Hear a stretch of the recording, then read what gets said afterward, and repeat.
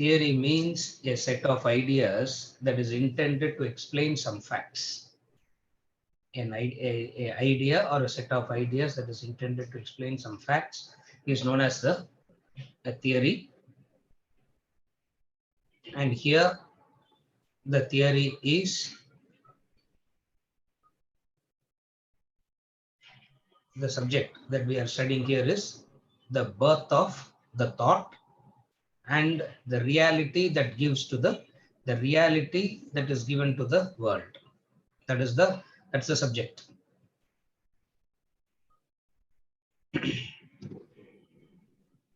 One set of theorists says what we call as realism, talks about one thing, and then there is another set of ideas called idealism. The idealist says the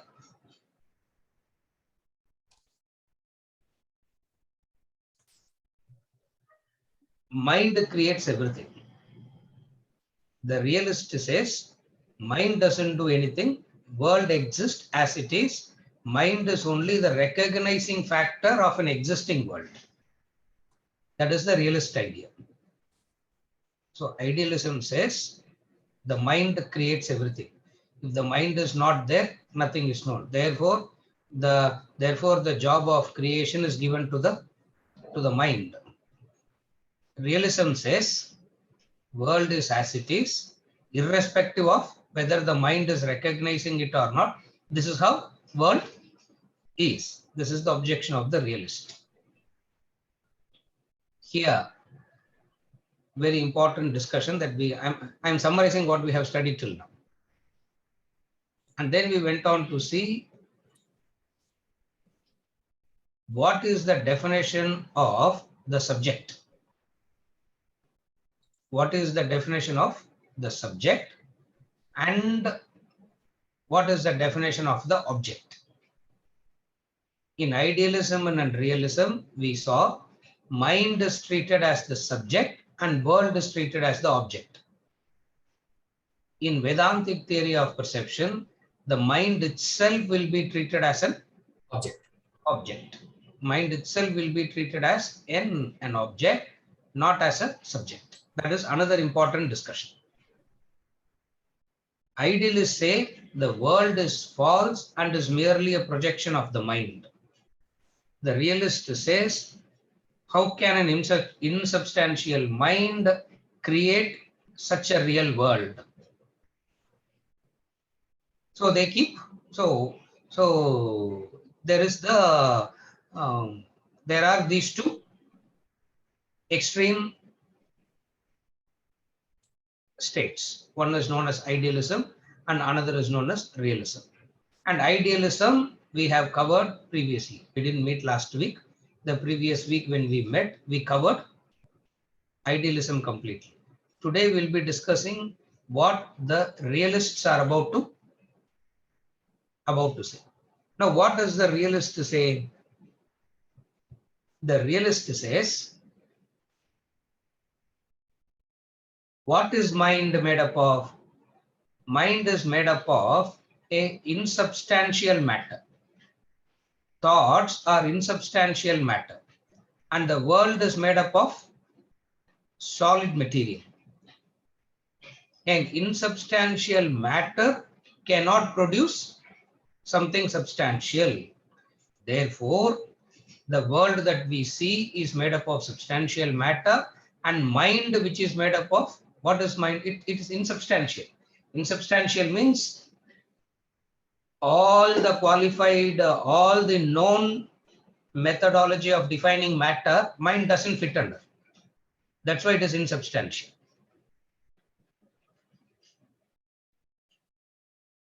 Matter is divided into three states, isn't it?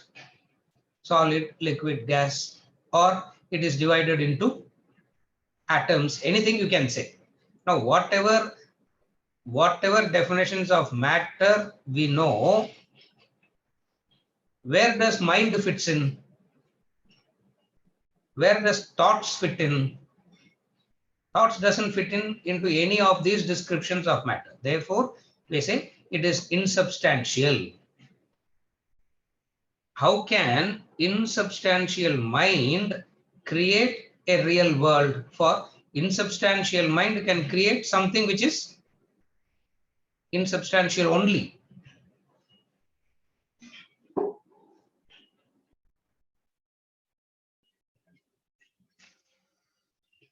The insubstantial mind can create a story, but it cannot create some, but reality is something different from what the mind thoughts are. Are you able to follow? Very important to understand realism. You have to understand how thoughts are insubstantial matter. Idealism talks about it differently. Realism is talking about it as in how does insubstantial thoughts create substantial world. It means mind is insubstantial matter, means science have not yet come to the state of defining the matter by which thoughts are made up of. Under what category thoughts are made up of? You can't say it is solid, no. You can't say it is liquid. Neither can you say it is gas. Neither can you say it is made up of atoms. Neither can you say it is made up of molecules. What can you say that? And yet we all know that there is,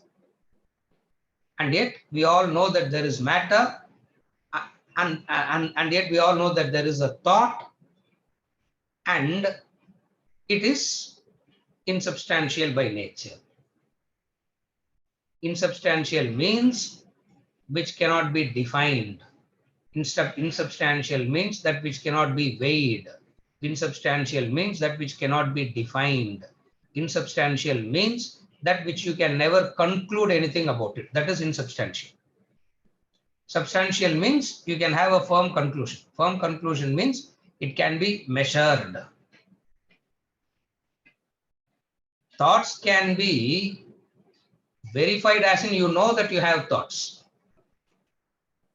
That's why if you remember in Atma Bodha, when we defined the gross body and subtle body, Vedanta defines it very distinctly different. How did we define the subtle body and gross body? If you remember, in Atma Bodha, we did that. We call it a subtle body because only you know that you have it. Nobody else can know it. That's why it's called subtle. Gross body is that which? Gross body is that which others can also perceive. Subtle body is that which you only can know it. The subject is the only knower of the subject is the only knower of the mind. The subject is the only knower of the thoughts. For there is no external verification of these things possible. Therefore, we call it as the mind, they call it as insubstantial. And how can an insubstantial mind create such a real world? Is the discussion from the opposite of idealism. And what did idealists say? How do you know that the world is out there if the mind isn't there? The mind isn't not there, you will not even know that. If your mind is not here, you won't even know that this is happening. No. There is a person talking, there is a person listening. All this to know, all this for you to become aware of what you need.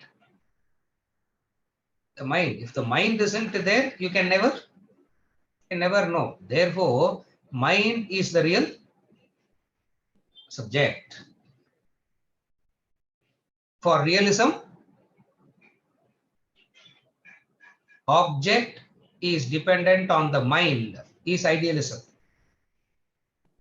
Realism is object exists by themselves, unconnected to the mind. You need not bring in mind at all. This is the contention of the realism. Vedantic theory of perception will come and reconcile both. That we will see later. So today we are only discussing, summarizing idealism, and we are moving into realism today. We will study what realists have to say, and then we will see the explanation. let us discuss, let us study the realism. Realism is a theory which makes the object responsible for the creation of the world. Yes, Padingo. Realism. Realism is a theory which makes the object responsible for the creation of the world, which considers the world real as it appears. The realists believe things are real in themselves. You see the sun shining above, a hill standing yonder, a brook flowing across the meadow. They say all these have a reality of their own, independent of your thoughts. Realists also advance arguments in support of their theory. Their main contentions are: you perceive things and beings right before you because they are all there. Not only you, everyone perceives them. You see a horse, you see the same horse over and over again, day after day. The horse does not transform itself into a mule. It never does. Your mind may undergo change, but the horse remains a horse just because it is real in itself. Second, the idealists contend that everything is a creation of the mind. If that be so, let their minds create what they wish. Let their mind produce a horse or a mule. They can never do that. They cannot produce substantial things out of insubstantial thoughts. The realists treat the object all important and disregard the subject, just the opposite of what the idealists do. Realists believe the object to be everything. They consider the variable, changeable world of objects to be real in itself. They do not realize that object also is a part of the creation. You cannot hold the object alone responsible for the creation of the world. But the realists believe it to be so. That is where their mistake lies. Thus, the idealist and realist have been in constant conflict with each other, with their arguments and counter-arguments, quibbling and quarreling with no meeting point. The Vedantic theory of perception takes both the subject and object into account, reconcile the difference between the idealist and the realist, and presents a comprehensive formula for the phenomena of this world.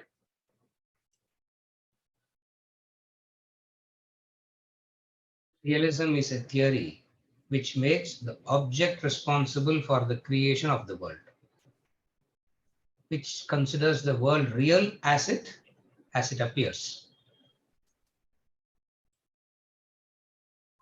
You see various objects, the sun shining above, a hill standing yonder, a brook flowing.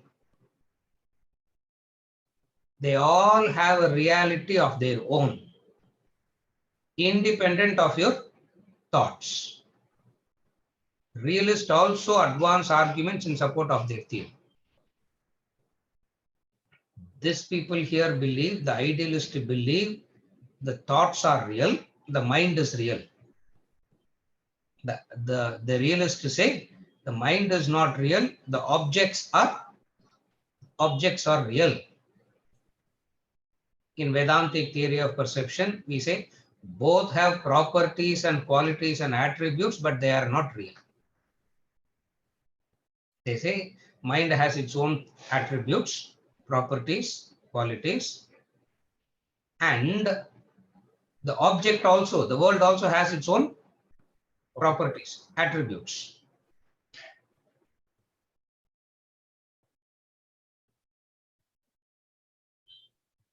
Properties and attributes exist, but they are not real. The contention of the idealist and realist is they make either the mind real or the objects real. Are you able to follow now? The idealist say the mind is real.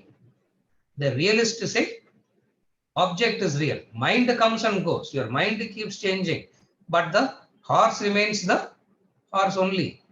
So two arguments they give. First argument is, if mind can create anything, why not create an elephant out of a paper? That's the argument. Since the mind cannot create anything out of, since the mind cannot create an elephant out of paper, it means mind is not responsible. Second is, you see a horse, not only you see the horse, everybody around you also sees it as the horse only.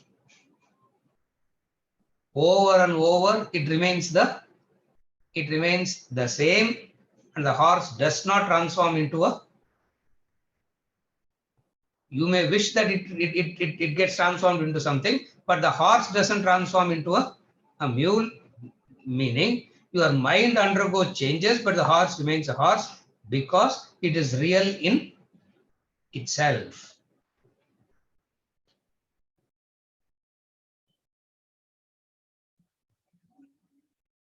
The question that haunts the thinker is, what is real? Is the object real or the subject real? That's the question. Able to follow what is the theory of perception? Question is the object real or the subject real? Vedanta says, define clearly your subject and object, problem gets sorted out. Define clearly what subject is and what object is, your problem is sorted out.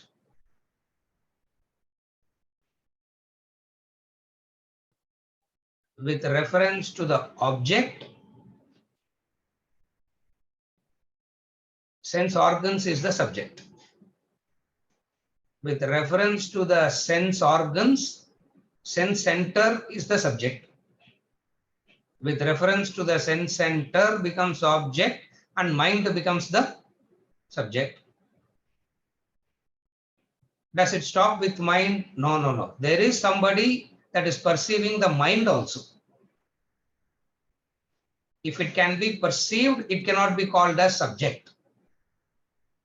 So it boils down, it works backwards and backwards and backwards and come to a point where they say, there is at the deepest core a subject, and that subject is not perceivable by the object. And that subject, the name of that subject is consciousness. The name of that subject is Sakshi.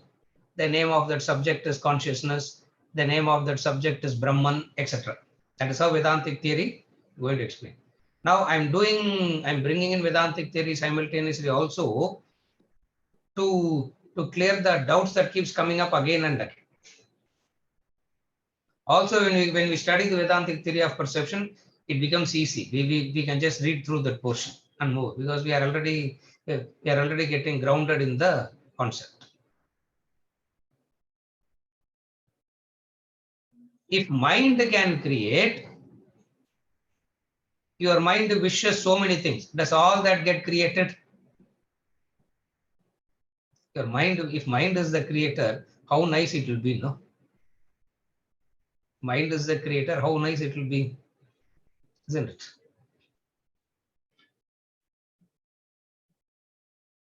You can make everybody dance according to, yeah, you can make everybody dance according to you. You can, if you want to carry that person, you can make the person shrink and put that person in the pocket and go and take it out and make that person big. What all? If mind is the subject like that, realists say does it happen in reality? They ask. Since it doesn't happen in reality, you people are talking about something which doesn't exist or possible at all. Therefore, we are correct. So there is a quibbling and quarreling with no meeting point, with their arguments and counter arguments. See, in this chapter, what he has done is he has taken the very basic elementary argument. If you go deeper into these studies, if you actually read into the deeper analysis of what they do, when you are studying idealism, you will be so convinced that idealism is correct. And when you when you read realism, after a few months you read realism, you will be so convinced that realism is correct. Or definitely you will get stuck at somewhere and you will take that side. So some take the side of idealism and some take the side of realism. The question is what is reality? Does object have an independent reality of their own? What is the question boils down to? What is real? Can you call something as real because you are perceiving it? Can you call something real because it has some object, because it has some properties, qualities, attributes? Because it has some attributes and qualities and properties, does it become real? Because you feel that you are in need of it, that it becomes real? What is real? In order to define what is real, you need to know who's defining it. No, who can define the real? Anybody can ask this question, what is real? But who can give the right answer as to this is real? Idealism says, we are telling you very clearly this is real. Realism says, we are telling you very clearly this is real. Vedantic theory of perception comes and says, reconciles both and say, when both get together, only there is a possibility. We'll see that. So right now, we have seen the very basic argument of idealism and the very basic argument of realism without getting into the details of these two. And here, we are not interested in discussing idealism and realism. That's why we don't go into the deeper discussions here. Here, we are interested in discussing Vedantic theory of perception. But in order to study Vedantic theory of perception, introducing these two helps. Therefore, we study these two. We are not really concerned about studying idealism or realism. Why? Because we say the pramanam that they are using itself is wrong. Therefore, we don't. The pramanam means, I'm sure you all are familiar with these words now, no? I'm sure you are all familiar with these words, pramanam. So the pramanam they are using itself is wrong. Therefore, we really don't go by what they. Because the pramanam itself is different. Different means wrong pramanam. Since they are using the wrong pramanam, conclusions are bound to be wrong only. Therefore, this is the realism. Idealism says the thoughts, the mind is the cause for creation. Realism says mind is not the creator, objects exist by themselves, irrespective of the mind. For which the idealist say, for you to know there is an object, who's saying that there is an object? That's why they can never meet. Are you able to follow why they can never meet? Because for somebody to say that there is an object, there has to be a subject, no? If there is no subject, who's there to recognize the object? So you can't even say that without the subject there can be an object, because there is no way that it can be proved to exist without the subject. No way the object can be proven to exist minus the subject. Therefore, idealism and realism never meet. So we saw what idealism is, and we saw what realism is, and also we saw why they are not able to, why they can never meet, why they constantly quibble and quarrel is because of this factor. What is the factor? The realist says, object அப்படி இருக்கிறதுனால தான் you are seeing it. It's not that because your mind is seeing it, the object is like that. Object is like that, therefore the mind is seeing it. What is the argument of the idealist? Without the mind, the proof of existence never happens. Therefore, it is the subject that is the proof for something to exist, not the object. Because per se there is no such thing called object existing. Per se there is something called a subject, and the subject with its own set of instruments of perception, and when they see through their instruments of perception, they see it in that way only.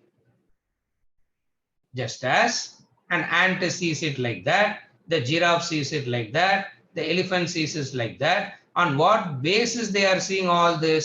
Because it is entirely dependent on their, because they see it through their subjective instruments of perception. Therefore, you saying it is a horse, you saying that it is an object of these attributes, properties and qualities, itself is because of the subject's instruments on the object. The mari, they'll keep talking. They will never come to a, they keep talking like this. And when you listen to idealism, they also looks correct. And when you listen to the realist, they also look correct.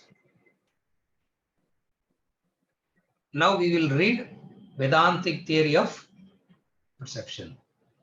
When we read the Vedantic theory of perception, we will see how it is reconciled, and then it comes, there are some formulas and all we will read.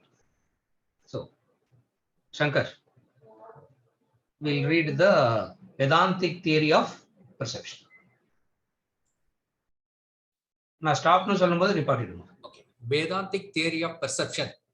The theories of idealism and realism have accented the participation of the subject and object respectively in the creation of the world. They have exposed their limitation in their leaning entirely towards one of them. The idealist has been rigid in holding on to the subject alone and the realist to the object. The Vedantic theory of perception softens their views to accommodate both their stands. It finds the meeting point to explain the phenomenon of the world. The idealists have observed that world could not have arisen without the action of the subject, that there can be no world without the play of the mind, without thoughts, that mind's participation is necessary for perceiving the world.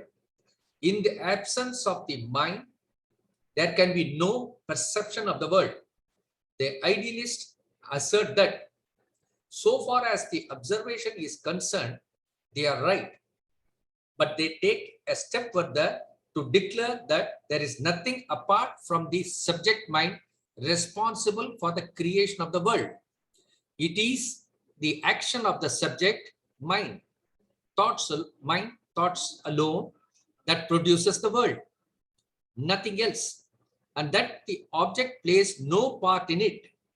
Idealists are right insofar as they hold that the world could not have arisen without the subject, without the mind. But they err when they declare that nothing else, nothing other than mind is responsible for the creation. They err in rejecting the participation of the object. As opposed to the idealist, the realists have observed that creation of the world is due to the action of the object, that the object alone is responsible for the perceptions, perception. In the absence of the object, there can be no world. The realists assert that, but they also further declare that nothing apart from the object is responsible for creating the world. The subject has no part to play in it. Here again, the realists are right insofar as they hold that the world could not have arisen without the object. But they here, when they declare nothing other than the object is responsible for the creation, they go wrong when they reject the participation of the subject. The Vedantic theory states that neither the subject nor the object per se produces the world. It takes both the subject perceiver and the object perceived for creating it. The idealist and the realist have to come together to account for its creation. Neither of them can possibly do it alone. When the subject of the idealist and the object of the realist meet, there arise the phenomena of the world. Action and reaction take place. The interaction between the subject and object, between the perceiver and perceived, between thought and the thing, that thing produces the world. Examine a perception. The perception of a flower. How does it take place? The Vedantic theory states that quality and attribute of flower exists in the flower as the object. The thought of the flower exists in the mind as the subject. The subject impinges upon the object to bring about the perception of the flower. The union of the thought and the quality of the flower produces it. If either of them is absent, there can be no perception. Say, the flower is not there. Instead, a stone is in the place of the flower. Then you will not perceive the flower. You will not perceive the flower.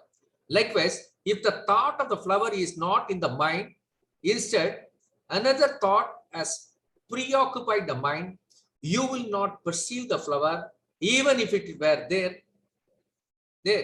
Therefore, it takes both the existence of the thought and the quality of the flower to bring about the perception of the flower, the creation of the flower.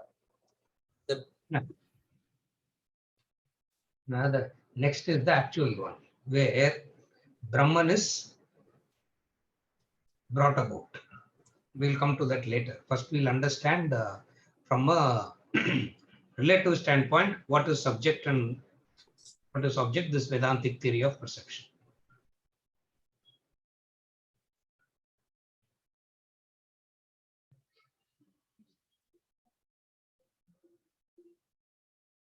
Nothing apart from the mind is responsible for creation. That is the mistake of the idealism. Realism is Nothing apart from object. the object, they hold that the world could not have risen without the object. So they understand that object has no role to play, subject has no role to play. They go wrong when they reject the participation of the subject. Idealism goes wrong when they reject the participation of the object.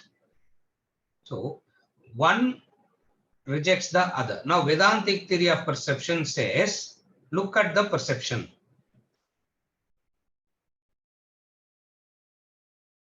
For the perception to happen, the idealism and realism cannot do it by themselves. They have to come together for perception to happen. Vedantic theory of perception says, idealism cannot take the entire responsibility. The realism also cannot take the entire responsibility. Both have to come together for a perception to happen. Both have to come together for a perception to happen. When the subject of the idealist and the object of the realist meet, there arises something called the phenomenon of the world. So the realist also have to, the subject of the idealist have to meet, and the object of the realist has to meet for a perception to happen. It means it is a interaction between the subject and the object. Both are equally responsible, and both have to be equally present for them to interact. Action and reaction, there arises a perception. An example is given. What is the example? Examine a perception, the perception of a flower. You are seeing a flower. You are knowing, seeing means knowing, understanding that there is a flower, correct? You are seeing a flower means you know that there is a, flower, you understand that there is a flower. How do you know that flower is there? How does that knowing take place? How does the knowing that there is a flower happens? Vedantic theory of perception says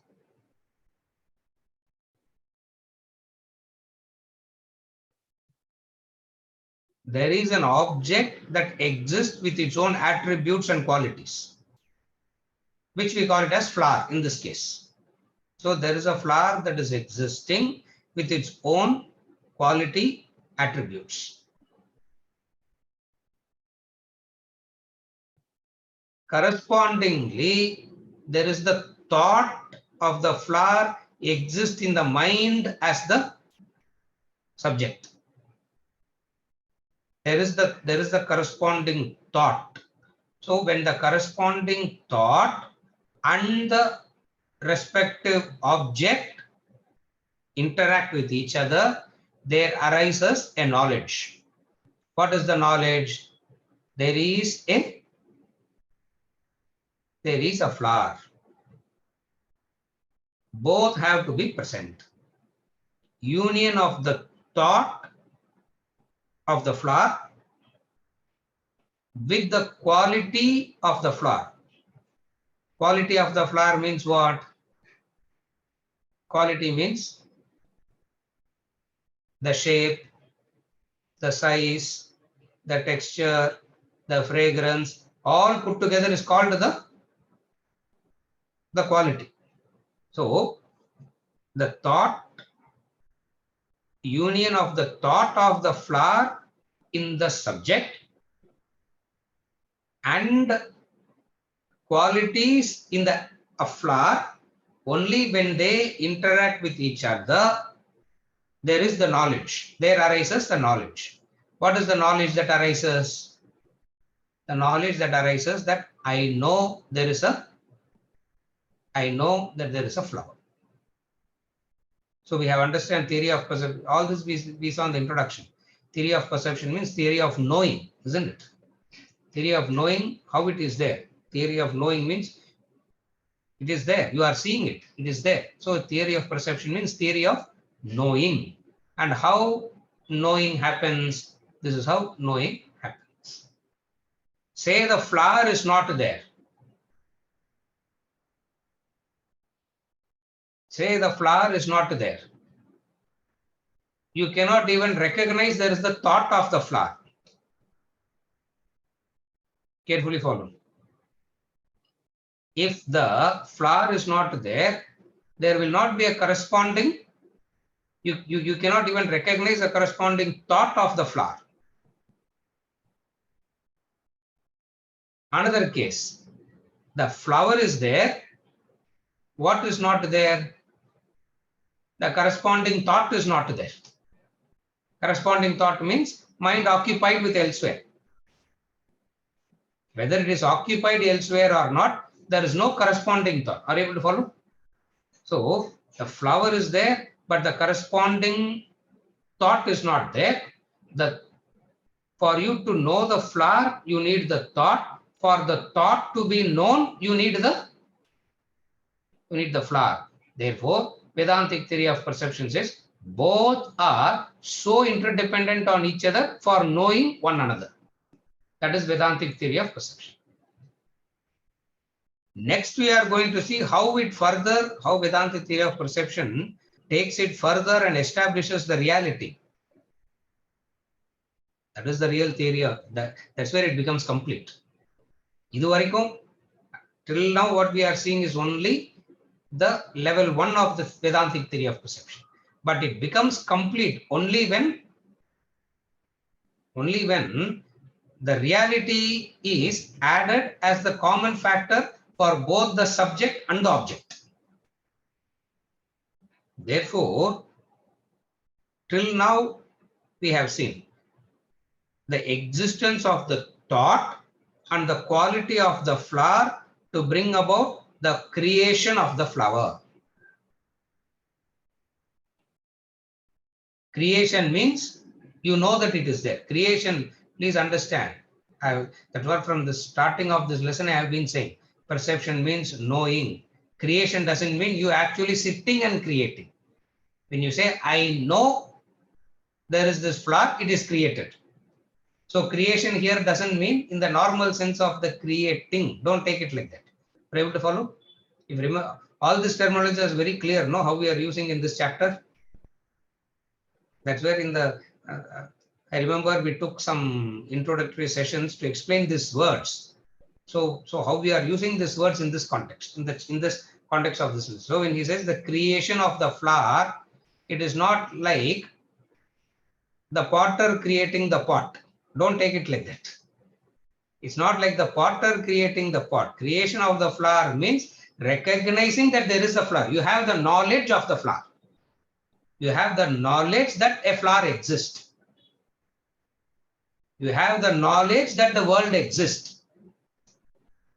Understand it like that. Ganesh, are you able to follow?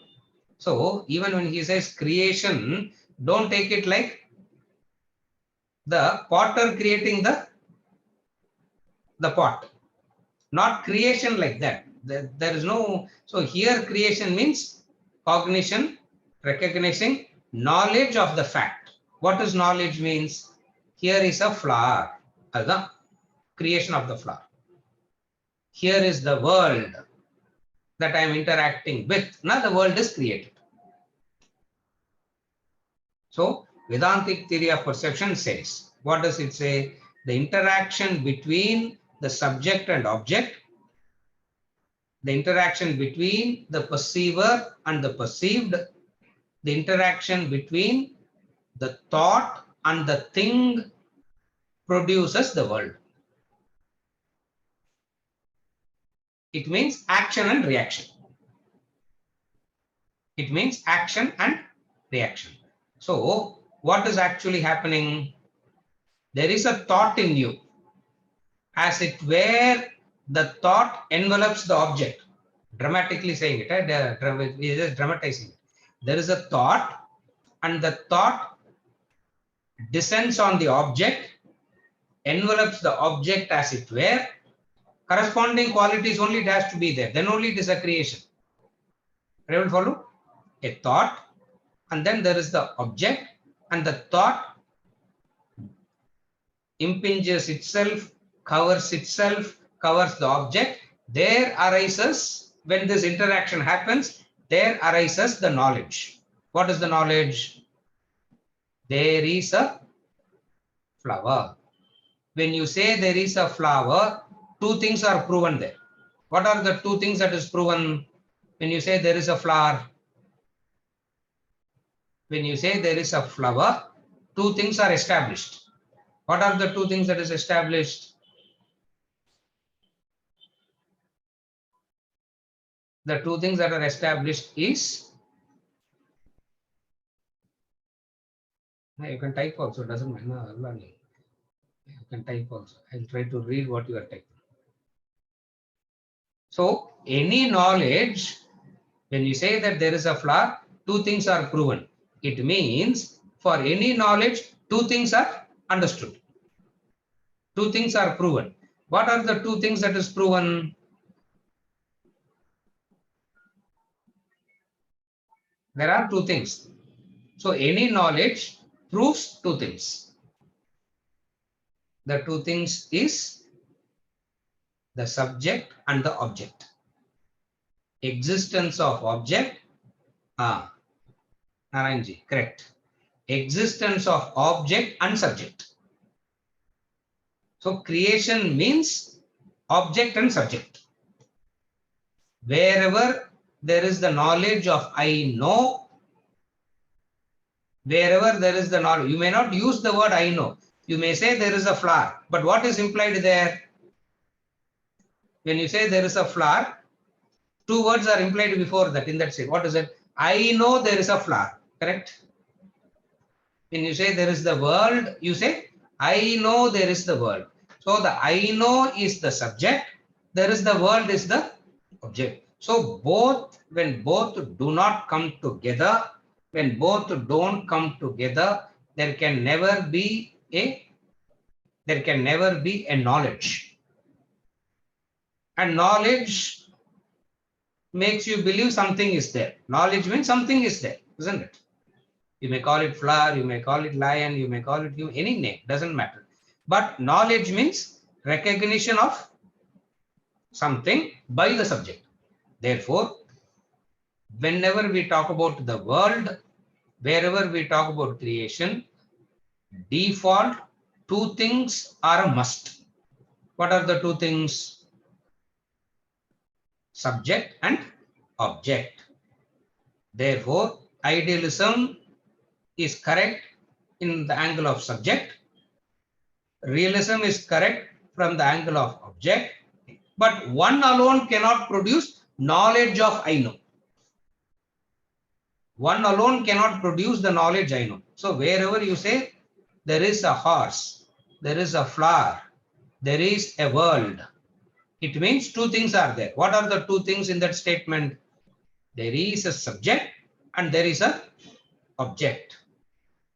Subject in the form of a thought, object in the form of qualities, properties, attributes. And when the corresponding thought and the object come in interaction with one another, there arises a knowledge. What is the knowledge? There is a flower. There is a flower. That knowledge is established. As soon as you gain this knowledge of there is a flower, what happens simultaneously? Not simultaneously. What happens along with it? Knowledge gives it a reality. I know there is a flower existing in real. Ganesh, I know there is a flower and I know there is a flower existing in reality. So the knowledge, any knowledge gives you a sense of the interaction between subject and object gives you a sense of reality, and Vedantic theory of perception is going to prove how there is the reality is the common factor to both subject and object. Next chapter we are going to see what,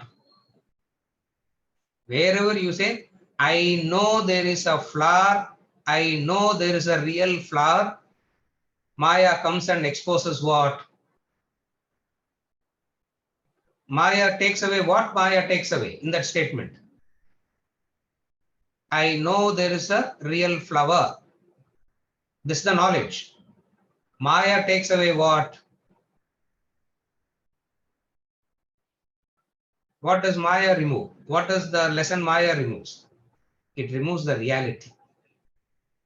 It removes the sense of, it removes the intensity of reality you give, it removes. When that is removed, what is left behind? That's where you will still connect it to the Vedantic theory of perception and say, you remember when we made the equation, when both are not real, what is the common denominator in the subject and object, which is the real? That reality alone exists.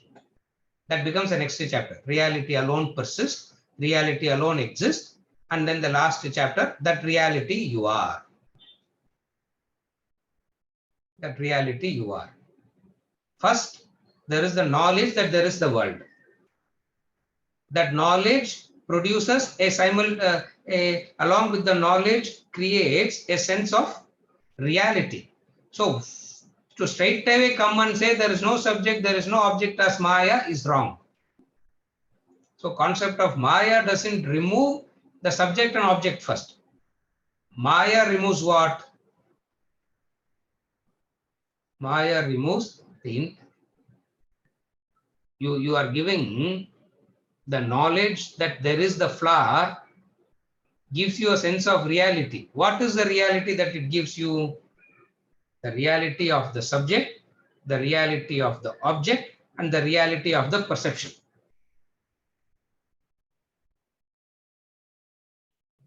Here comes Vedanta by saying there is the subject, there is an object, there is a perception, there is an interaction, and the interaction between the subject and object created this knowledge of there is a flower. You should be careful not giving it a, what you should be careful about? You should be careful in not giving it a reality. Then what is it called? It's called Maya. It's called Maya. Maya means what? We have seen that already. Maya means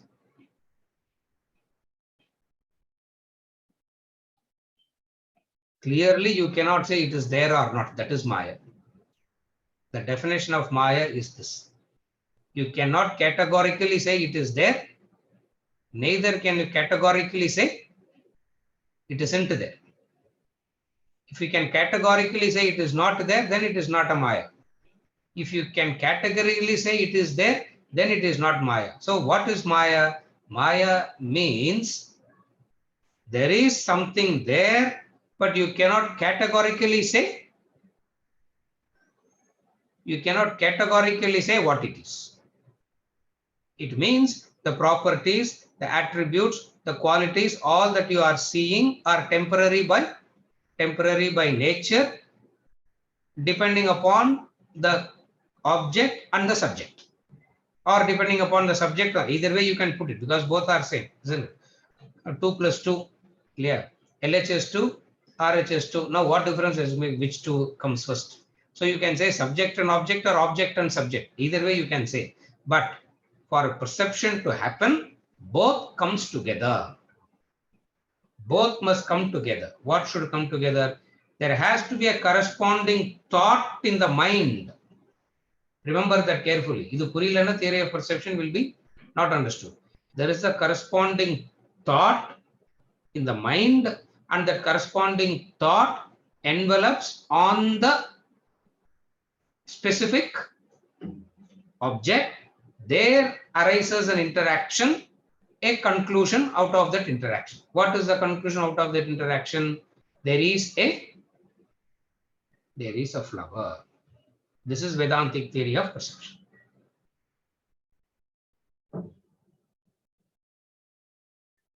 Therefore, corresponding thoughts of the object exist in the mind. Are you able to follow now?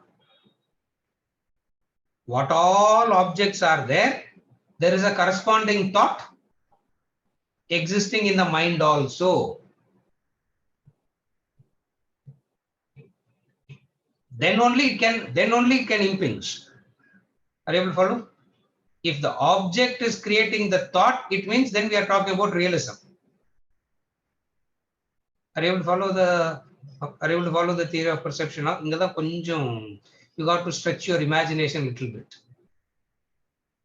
Whatever the properties and attributes and qualities of the objects are there, corresponding thoughts are there in the mind. Then only it can impinge on it and find out.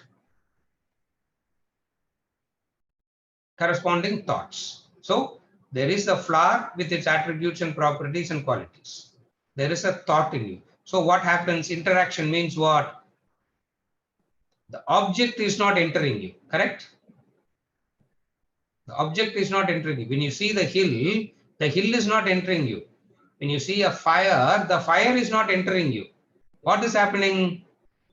There is the fire, but something from you has gone and enveloped the fire that makes you to recognize that there is the fire.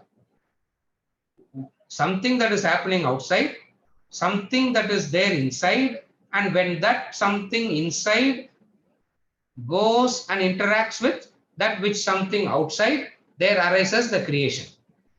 What is the creation? Fire, flower, mosquito, elephant, horse. All knowledges arises. Atom, molecule, anything you can go on, anything you can go. It means there is a corresponding thought. There is a corresponding thought in the mind, and there is the object, and they interact. Interact means they unite. How do they unite? They do not unite through the physical, they unite through the thought. That's why I said, even a few minutes back, I said, does the fire enter you or thought of the fire? Does the flower enter you or thought of the flower? It's the thought. Therefore, the interaction brings about a thought. The thought of, I know there is a flower.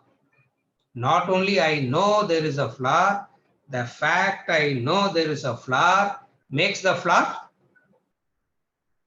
real. Vedantic theory of perception is going to elaborate, which we are going to take up next week. The reality is not because of the reality in the thought or in the reality in the object. There is the reality that is common to both. Vedanta theory of perception further establishes the underlying reality in both. Therefore, to summarize, how we will conclude Vedantic theory of perception? Pure consciousness conditioned by thoughts becomes the subject. Pure consciousness conditioned by qualities becomes the object. The union of the subject and object, meaning thoughts and qualities, creates a perception. And what is common to both? Reality, consciousness. So Vedantic theory of perception doesn't talk about only how the thought occurs. It also talks about the underlying reality which is common to both. So how we will conclude? Pure consciousness conditioned by thought becomes the subject. Pure consciousness conditioned by qualities becomes the object. The union of subject and object in the background of pure consciousness, there arises a perception. Therefore, the conclusion is all perceptions are possible only because of the pure consciousness. So here, the attempt is not to explain the world. Here, the attempt is how pure consciousness is the common factor. How pure consciousness is the common factor we will study in the next class. We will continue from where we left today. And then there are some equations given, which is very straightforward, very straightforward, simple mathematical equations, and few illustrations, few examples, upamana. We give logic and reason and some examples to prove Vedantic theory of perception. We have only created half the story of perception we have come. What is half the story of perception? The subject and the object interacting creates the union of subject and object is perception. This is not the complete theory. The theory is complete only when we add how pure consciousness has become that. When that is elaborated, theory of perception is complete.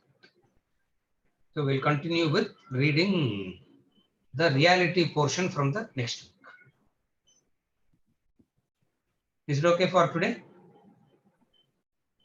Yes, sir. So yeah. Once we go to the equations, it becomes easy. And then the illustrations makes the concept clear. Okay. We'll continue next week.